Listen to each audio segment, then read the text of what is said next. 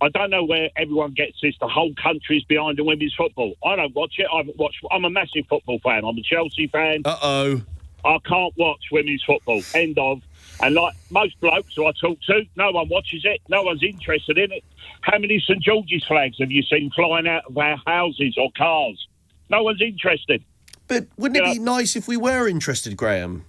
Yeah, listen, I think most people like me, most blokes who are football-minded, are sick and tired of having women's football thrown down our throats. Well, you turn on the telly, there's always women. Listen, I've got nothing against women's football, but give them their own channel. With their own commentators and everything. But they won't because they want to watch it. And as for the hospitality... But people do want to watch it, Graham. Sorry? People do want to watch women's football. Yeah, but not like the whole country's behind you. No, they're not. No, I won't be watching it. Why? And I'm a massive football What else fan. are you doing? I'll probably work. Do you know, I mean, you say no one's watching... Graham, 10 million people watched the Euro semi-final. Right, yeah. Which is it's a lot of people. And you're saying no one's interested. How many millions of people in this country? Well, 60-odd million, 70 million. Yeah, 60-odd million, yeah. So, but what's the percentage of that Well, then? it's still pretty blooming high compared to other shows and other things that are on TV. When are people going to get it?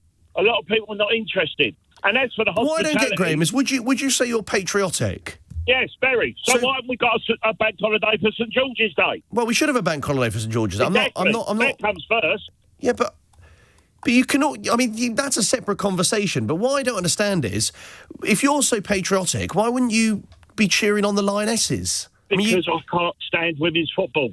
But why? It's been thrown down our throats. But what do you mean can't stand... I mean, I can understand reservations about it not being as quick as the men's game, for example, but the idea that you can't stand it, I don't get that.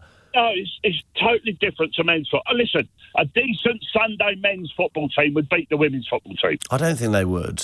But what about the women's football, the England team, a couple of years ago, played Crystal Palace under-18s behind locked doors, and they had to abandon the game at half-time. It was 8-0 to Crystal Palace youth.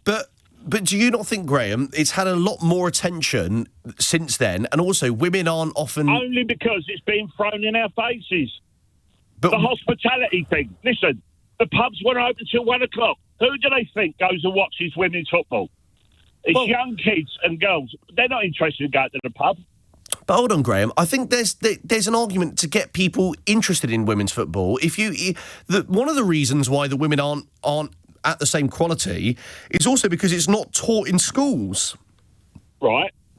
So would you not support women sort of being able to play from a younger age and then the quality goes up? Because people always cite that Crystal Palace example, which I do understand. But, I mean, you know, they can only improve. You can only support women's football so it gets better, no? No, not interested in it. Not interested in it at all. What else are you doing tomorrow night, Graham? I'll probably work, mate. I'm a London black cabbie, and I'll probably work rather than watch that. Like most men. But what I don't get is because Graham, I'm an Arsenal fan, so obviously I support a much better team than you, so I've got a different perspective. But what I don't get is, I mean, if football's, you're right. Compared to the England men's team, I'm not going to be as invested in each player. I couldn't name you the whole England Lioness starting 11 if I'm being honest, but I'll still watch it and cheer on England. It's like the same. I'm not a rugby fan, but if the Six Nations are on, I'll watch it and I'll cheer on England. Yeah. Yeah, I would. The men's rugby, anything to do with the men. But why wouldn't that extend to the women's sports? No, because you don't get it. People in this country, men and football fans, are fed up with this being thrown in our faces. Women come. If Back to the Day's on, and a woman commentator, I turn it off. I can't listen to that voice. I can't. Give them their own channel, but they won't because no one will watch it. But what do you mean you can't stand their voice? But all women... Yeah, I can't. They shouldn't be in the men's game. End of. Are you married? Are you married to a woman, Graham? Yeah, I am. She feels the same. What? She doesn't like any women's voice? No, not on the football. She agrees with me. She's not really into football, but she'll sit there and watch it. Okay. Thank you, Graham. I was born in India, but made in England. So I say that to everybody because I made my life in England. And unlike most people who were born British, I chose to give up my Indian citizenship and become British. It was a conscious choice to, put my oath of allegiance for Queen and country at the time.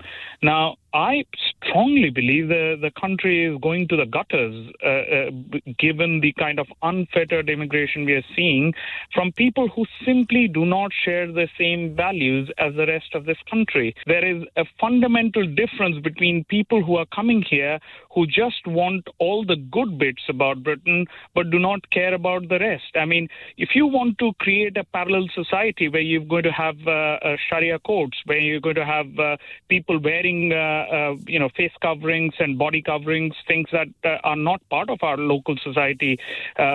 People are going to live in ghettos that are, where you will not integrate. And when I say integration, these are subtle things.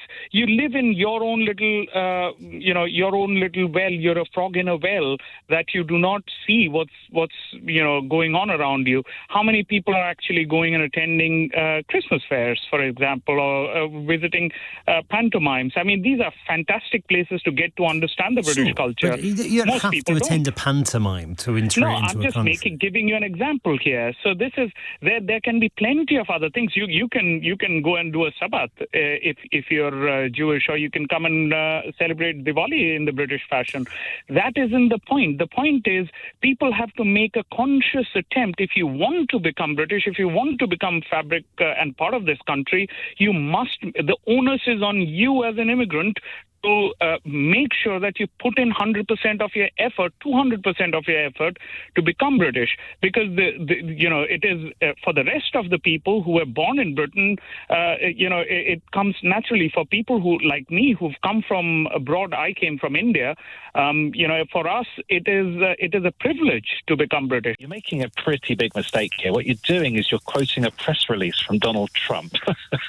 No. You're not quoting from the trade deal. No, I'm quoting from the Times newspaper, which is not quoting, is quoting from research that its editor in Brussels has done. Okay, so you're talking about the £750 billion worth of energy that the EU is supposedly going to be buying from the United States. It's agreed to. No, it's an ambition. That $750 billion is what it would cost the EU to replace better than the UK did with the EU, isn't it? It's to replace the oil and gas purchases that they would have to replace if they weren't buying from Russia anymore. Now, the EU is not able to order 27 countries to all buy their energy from the United States. They can buy from anywhere in the world. The EU are fighting like rats in a sack. Francois Bayrou says it's a dark day. The German Chancellor, he's absolutely had them over a barrel. You can't accept it. This was the potential totally lost by the UK when it came to Brexit. That is the reality. Instead of bending over the minute we should have been like the lionesses and fought back. Well, we've got a 10% tariff, which is great for us in the United Kingdom. We're being treated exactly the same way as Namibia and Ghana. All right, we're talking about the European Union here, which also has to put $600 billion of EU investment into the US, and they've agreed to that. That's no wonder that they're fighting. Are you fortunate enough to be in the age bracket 18 to 30, Jamie? Yeah, unfortunately, yeah. Well, you say unfortunately. I'm completely the other end of the spectrum. I wouldn't mind having a few years off, but I don't know about that. What does life hold for you as you see it in the United Kingdom, Jamie? I mean, we're reliant on our parents, and we're reliant on my generation getting politically attuned, What does that mean, sir? Well, just not watching what's fed to you by these newspapers and news outlets that are run by billionaires in the best interest of billionaires. Right. You've got a guy like Elon Musk throwing Sig Heil's out that owns Twitter. Well, he claims it wasn't, but I know what you're saying. That's rather questionable use of his saluting and his arm. I mean, I know, but he's also funded far right groups in Germany. So, if he didn't throw a Sig Heil out, you wouldn't be voting for that far right group. Okay.